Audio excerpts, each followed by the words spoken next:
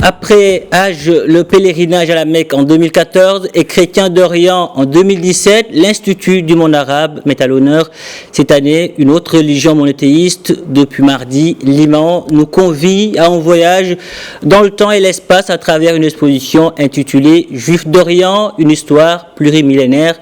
Et pour en parler, nous sommes avec Jack Lang, le président de l'Institut arabe du monde. Bonjour Jack Lang et merci encore d'être avec nous aujourd'hui sur Média TV Afrique. Merci de m'inviter. Je préférais être avec vous sur place. Mais on va se contenter de la magie de la télé. Alors, à travers cette exposition, Jack Lang, quelle est cette histoire, disons, ou ces histoires des Juifs que l'on raconte aux visiteurs? Je crois qu'il était temps de raconter cette histoire qui traverse les siècles et les millénaires, depuis les rives de l'Euphrate jusqu'au plateau du Haut-Atlas. Et ces Juifs ont marqué l'histoire de ces pays, de ces peuples, et ont apporté leur culture, leur tradition.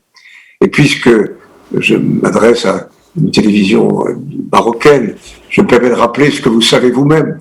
Le Maroc est un pays d'exception, là encore sur ce plan, puisque au Maroc, juifs et musulmans ont réussi à cohabiter, à s'entremêler à travers leur mode de vie, à travers les rituels, à travers le recours aux mêmes langues.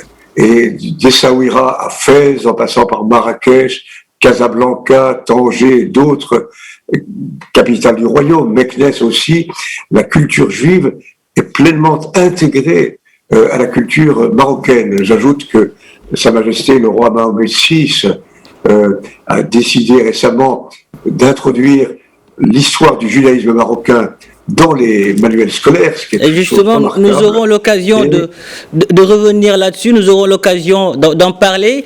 L'exposition, Jack Lang, c'est 1000 mètres carrés, près de 300 œuvres qui nous font découvrir des terres influencées par la culture juive qui s'est mariée à d'autres cultures, notamment musulmanes en arabe. N'est-ce pas là une belle manière de préserver cet héritage culturel, ce bel exemple, disons, de cohabitation entre personnes de religions différentes?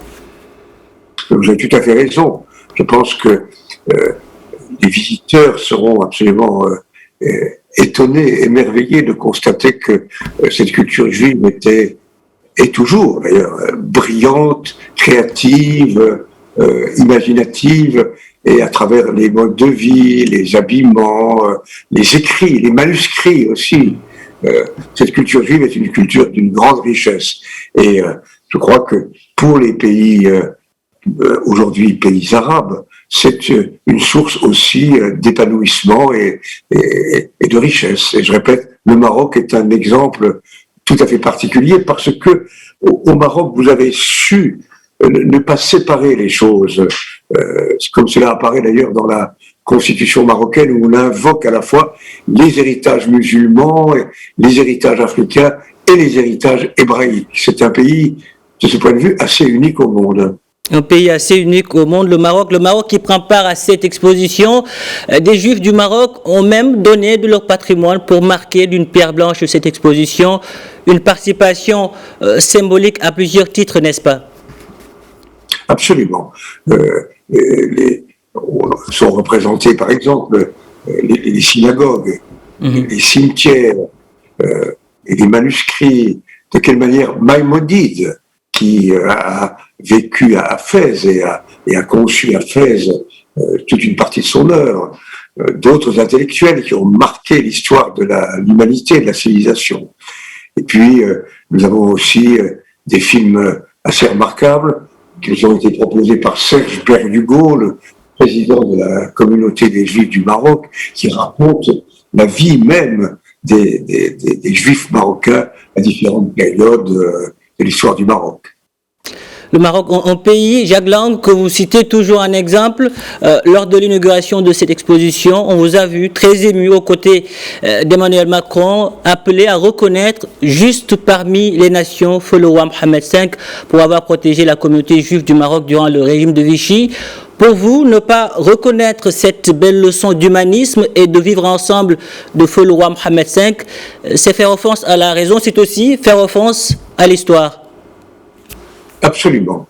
Et j'ai tenu à le faire en présence du président de la République, qui d'ailleurs m'a donné son soutien et son accord. Vous le savez, le roi Mohamed V est un exemple d'humanisme, d'humanité tout à fait exceptionnel.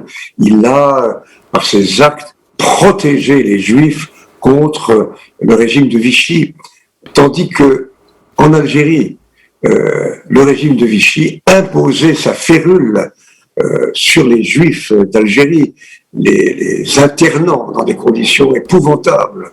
Et là, on a deux exemples opposés. D'un côté, un roi protecteur ou un futur roi protecteur des Juifs. De l'autre côté, sous le régime de Vichy, des Juifs malmenés, maltraités et parfois torturés.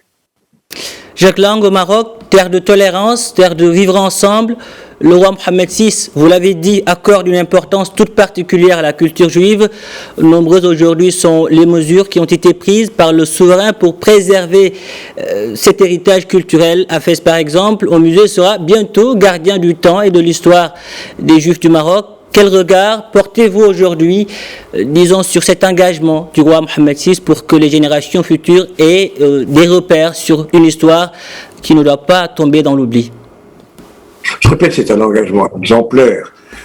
C'est l'engagement de Sa Majesté le roi Mohamed VI, c'est l'engagement de M. Lajomery, le secrétaire perpétuel de l'Académie du Royaume, c'est l'engagement de Mehdi Kolbi, le président de la Fondation des musées, qui a travaillé avec nous pour la préparation de cette exposition. C'est aussi l'engagement d'un historien tout à fait remarquable du Maroc, M. Kenbi, qui est aujourd'hui devenu le directeur de l'Institut royal d'histoire du Maroc, rattaché à l'Académie du Royaume. Bref, il y a partout dans le pays, au Maroc, des études, des recherches, des travaux, des initiatives destinées à mettre en valeur cet héritage et à en assurer la découverte et la connaissance par les nouvelles générations. Jacques Lang, président de l'Institut du monde arabe, merci d'avoir répondu à toutes ces questions. Merci pour toutes ces précisions. Merci à vous de m'avoir invité et à bientôt. À bientôt.